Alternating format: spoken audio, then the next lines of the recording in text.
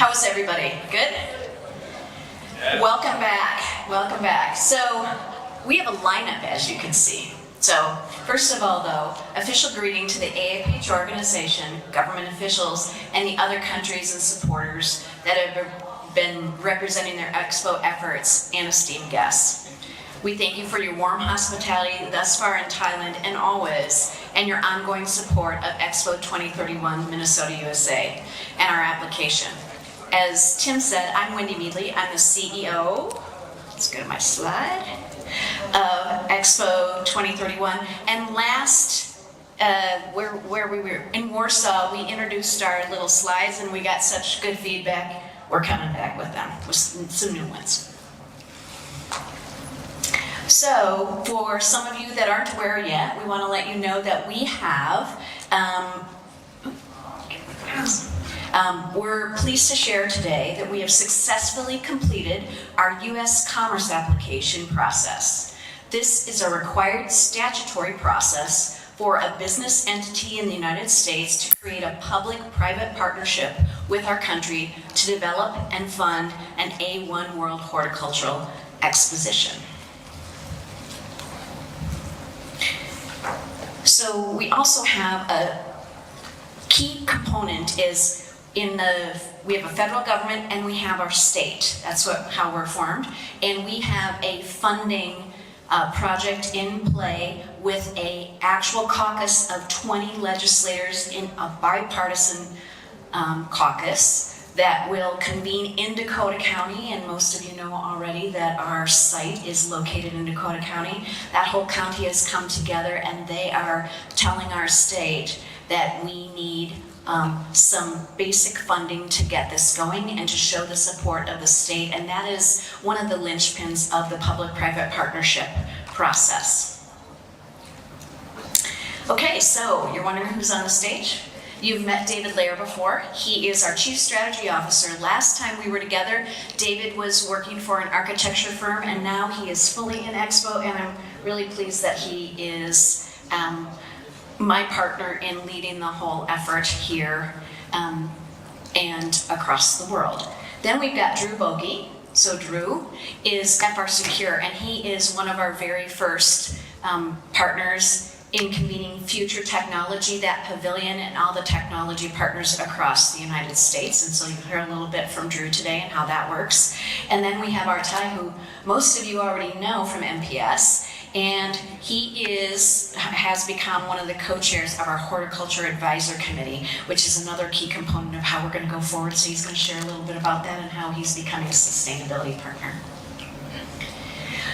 In the United States, this is the landscape that we live in as a national level project. And so as you can see at the top, the United States of America sees our Expo as the way that the United States will get back into the Expo game. It's a little bit of a euphemism, but in general, the same statutory requirements work for World Expos and World Horticultural Expos. So as you see on the top, as our government sees it, this is the landscape from now till 2031. We will have a U.S. pavilion in Osaka. We already have committed to a U.S. garden pavilion in Yokohama. They're working on Korat. That's a little farther out than we are at this time. And then in 2030, we have not yet committed to Riyadh either, but I would imagine that that would be something that would be considered and in the landscape of what they're looking at. And then we would be in 2031. Alongside that, other things that are happening in our country at the time is we're hosting FIFA in 2026. In 2028, we have the LA Olympics, and then in 2030, we have the World Rugby Cup. So it's going to be a really exciting time. Those are different kinds of entities, but this is what our government looks at when they're looking at the different components. So I'm going to bring up Drew. He's going to share a little bit about how we're partnering with him, and I think he'll get you excited about what you've been seeing on your table. All right, thank you very much. All right, how's everybody doing? Excellent, excellent. All right, so in front of you should be a little marketing piece along with an actual lure you can use. So don't get hooked by hackers.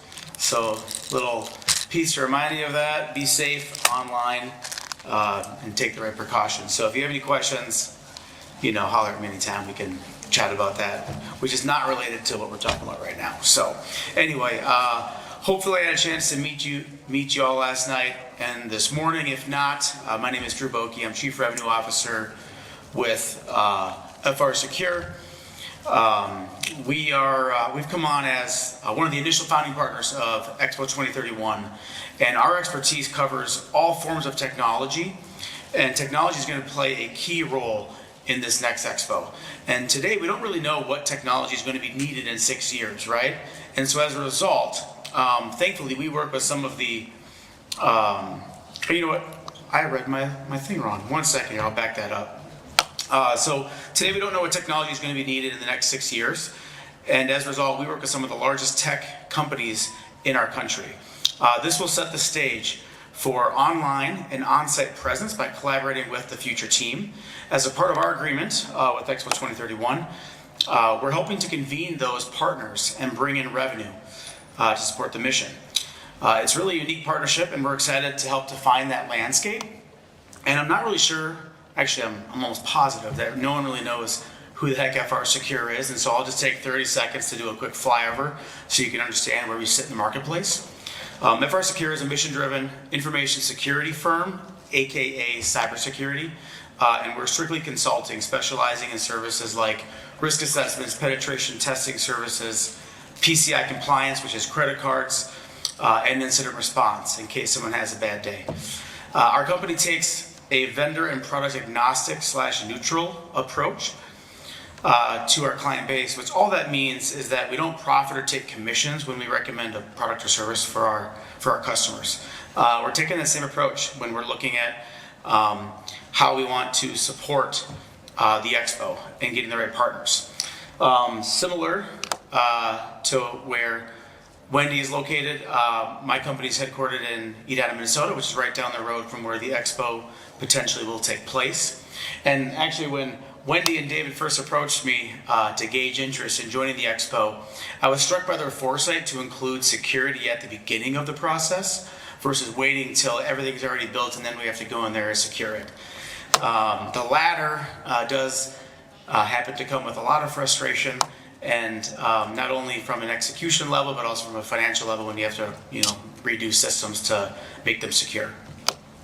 So we're really excited to collaborate with the future partners to ensure Expo is built architecturally sound, protecting both the data of the attendees, the sponsors, the partners, and the vendors. So feel free to stop me and chat throughout the rest of the spring meeting.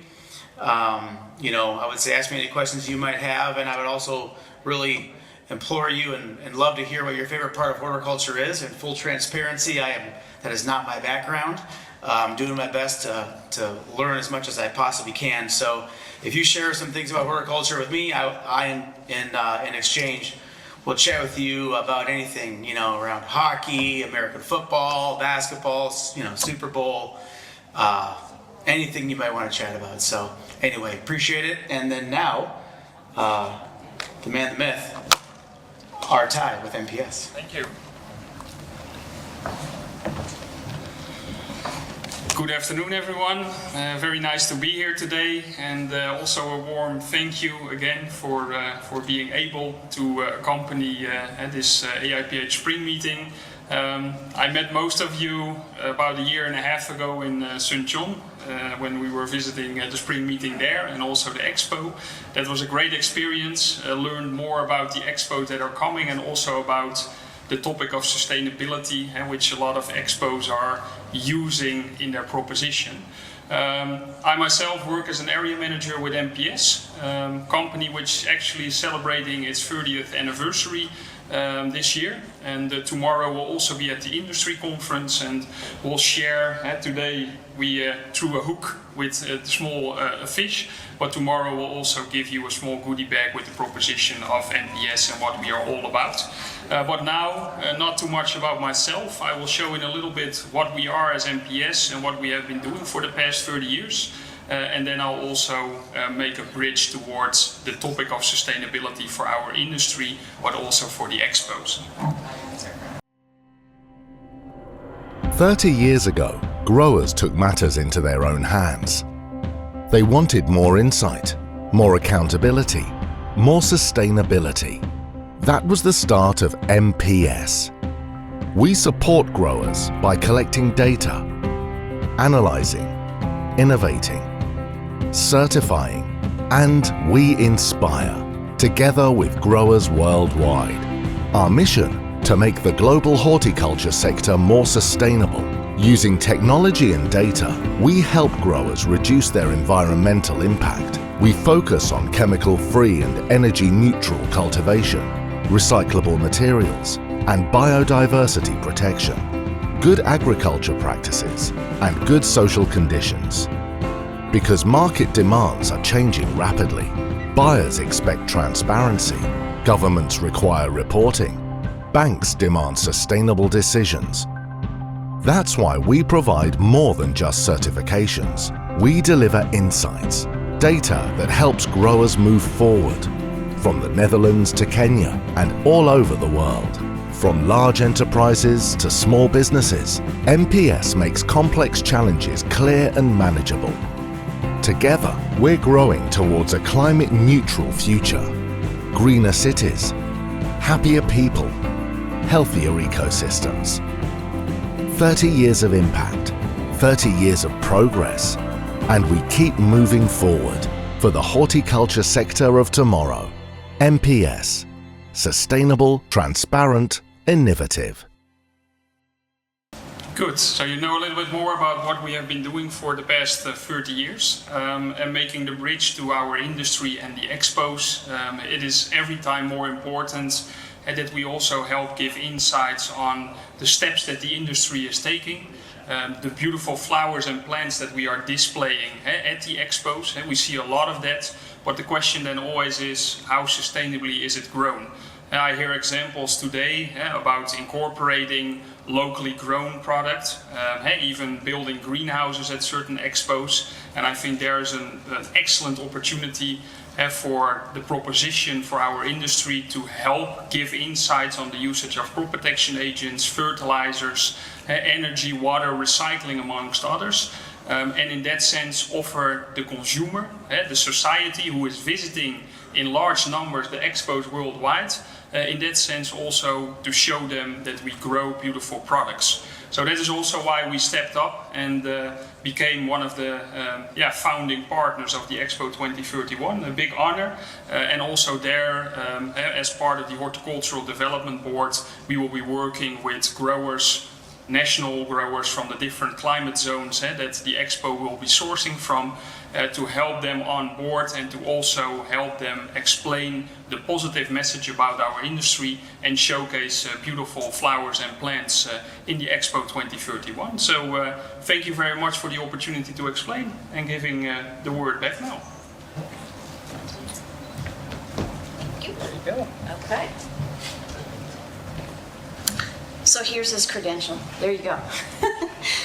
So we have a Horticulture Advisory Committee we have convened, and all the businesses across America. David designed what we're going to do on the Expo site, and they'll be in alignment with all these other partners that are various institutions, part of the government, etc. So in that whole public-private partner vein.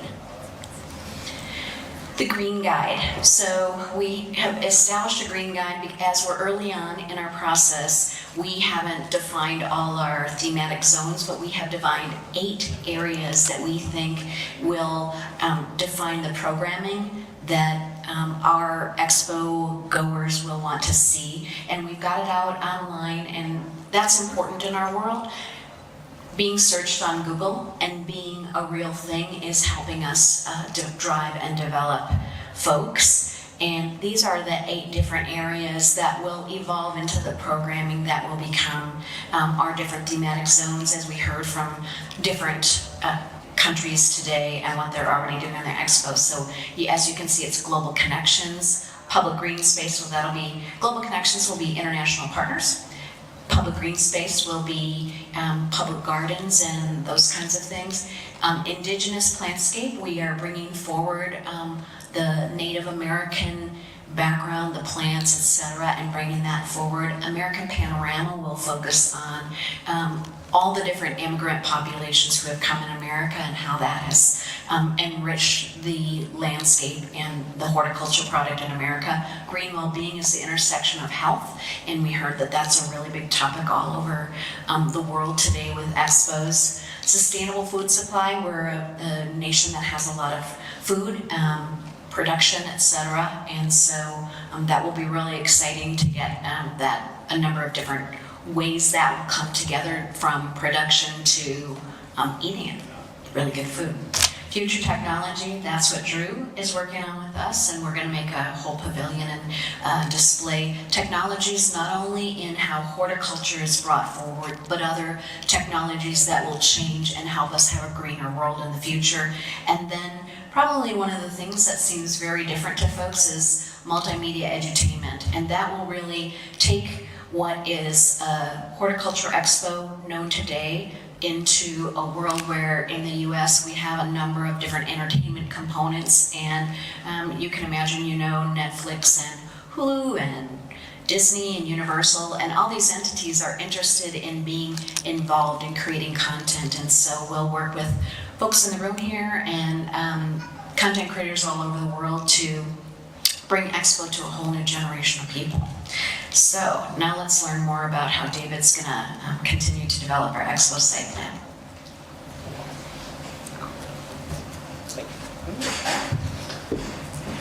Thank you, Wendy. Secretary General, Mr. President, AIPH Board, and members and staff, and all of you who are participating today, please indulge me for just a moment, a brief moment, on a little personal story.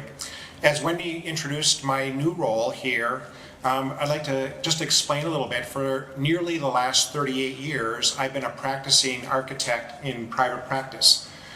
And I quit that cushy job as an architect, which, might have some other kind of merits to it.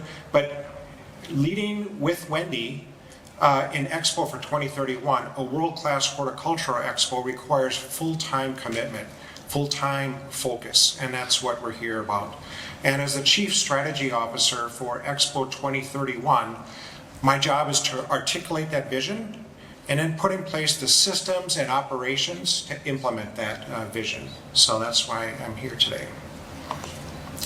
A little bit about the site design. As much as we're waiting for a federal letter of support, that doesn't mean the wheels aren't stopped. In fact, we're moving very, very quickly and putting in place as many things as we can.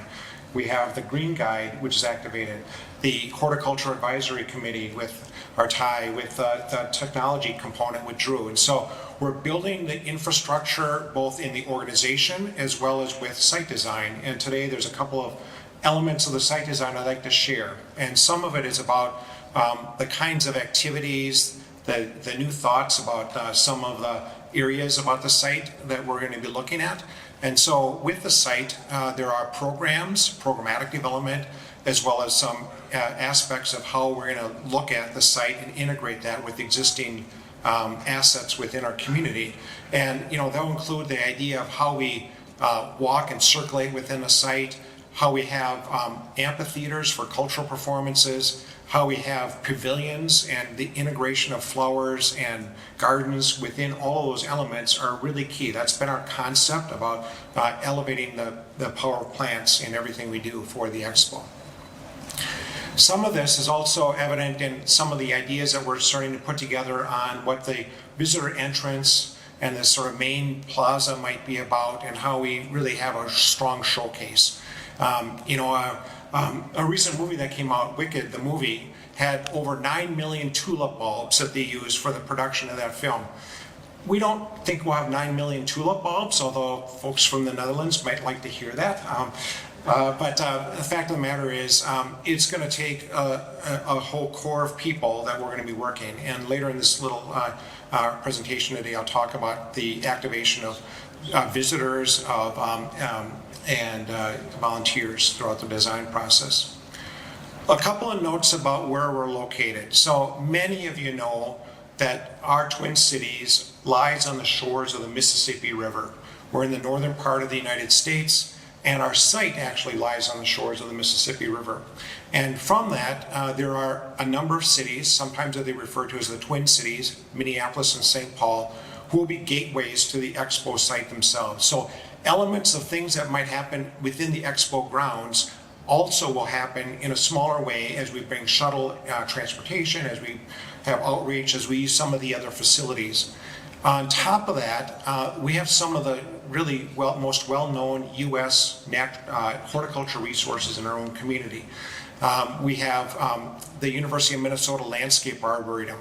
On the Secretary delegation site visit, we had a quick tour of the Landscape Arboretum.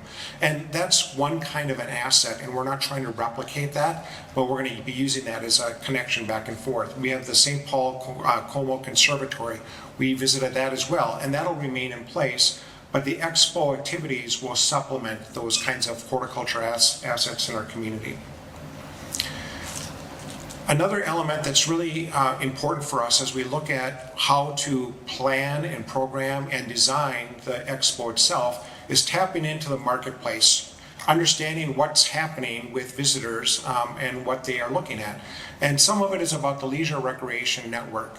And we have a great infrastructure within the Twin Cities, within our host community.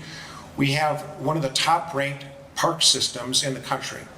We have an abundance of recreation resources, from parks, from waterfalls right in the urban area, to a top-ranked bike commuter town in the whole United States. So we have these kind of built-in infrastructure that'll be enveloped and integrated into the Expo itself. One of the things that we understand today is that visitors are looking for a more rich environment, and sometimes they become specialized, sometimes they overlap, but we see the connection on green leisure consumers as a key component of the people who would be wanting to come to our Expo. And these folks might live in the creative side, so they're looking at gardening and well-being issues. They might come from the nature side, to be tuned into nature and the elements around us. They might be about more on the academic or the learning side.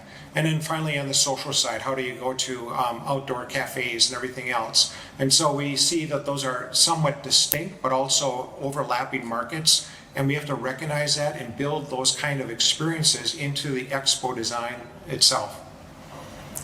And that includes things like, for us, farmers markets, or farm-to-table restaurants, or ways that we activate innovative urban agriculture. And we have some really great examples of that going on in our own community, and how to elevate that will be an important aspect.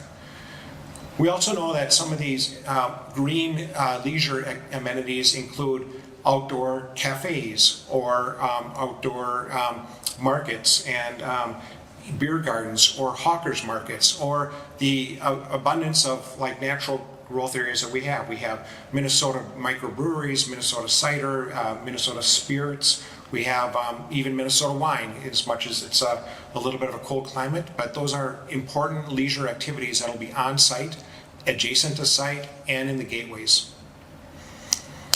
One thing to note is that we have a very rich history and a lot of volunteerism that is in our community. So with that comes, I'll use a couple examples. For a recent Super Bowl in 2018, we had 50,000 volunteers for 10 days that supported the efforts of that event. And so in that Super Bowl activity, people came and they became ambassadors out in the community, and they kind of enveloped in that. For the USA participation in Expos worldwide, we have a really well-renowned youth ambassador program. So students live in those communities for the duration of those Expos. And using the combination of those kinds of volunteerism and ambassadorships, we envision engaging with that volunteer program. So that's part of the organizational depth that Wendy and I are building up to bring forth the idea of volunteers helping to plant, maybe not quite 9 million bulbs, but a lot of things in the future in advance of this, as well as being great hosts during the event in 2031. So with that, I thought last night was a fabulous event. And, you know, the performances we saw, the sort of overall. Okay. I want to take a picture. Okay.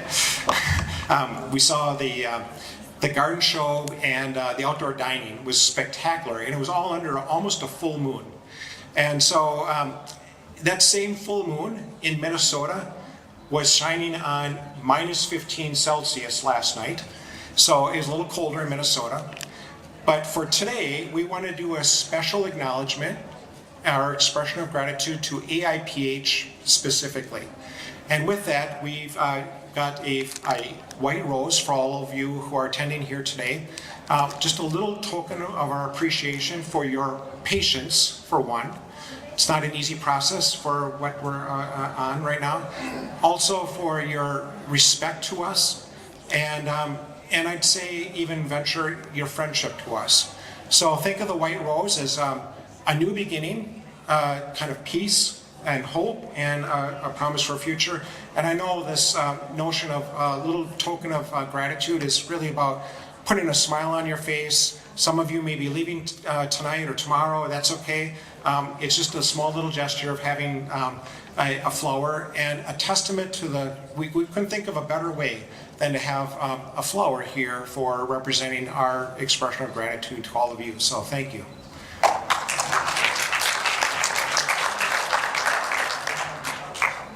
And yes, we have one for Tree. A couple of other things that are really important, and by Artai's and Drew's presence here today, it's a really recognition of our sponsors. To organize and implement an expo in the United States requires a different kind of structure. On a financial measure, we are not supported by the federal government. We need the federal government's support for a number of other things, but not for monetary support. We're looking at the state of Minnesota and the local communities for that kind of public support.